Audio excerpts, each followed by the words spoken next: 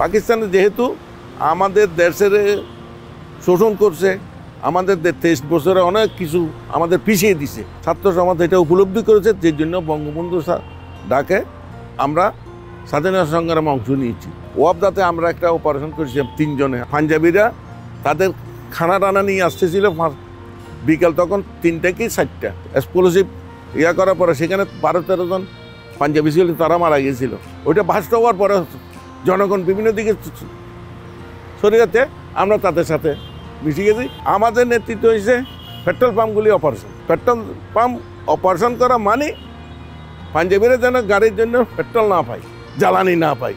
আমরা মনে করছিলাম সাধারণ মানুষ পেট পুরাই ভাত খাবে, কাপড় পাবে, চিকিৎসা পাবে, আমার ছাত্র ভাইয়েরা লেখাপড়াতে সুযোগ পাবে, কিন্তু সেগুলিতে কেউ পাইতেছে। তো আমাদের স্বপ্ন বাস্তবায়ন কেমন হলো?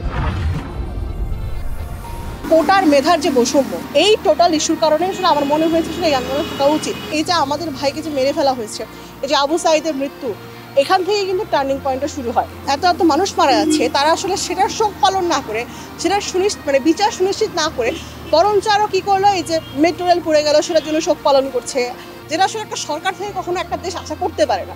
সে আসলে আমাদের রিপ্রেজেন্টেটিভ। আমি আসলে এমন বাংলাদেশ চাই সেটা বৈষম্যহীন হবে, অসাম্প্রদায়িক বাংলাদেশ তৈরি হবে।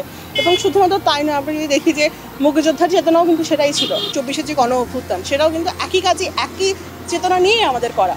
আমরা তখন স্লোগান দিচ্ছিলাম যে 71-এর হাতিয়ার করছে ঠুক আরেকবার। তার মানে হচ্ছে 71-এর যে চেতনা, সেই চেতনা নিয়ে 24-এর চেতনা তৈরি হয়েছে।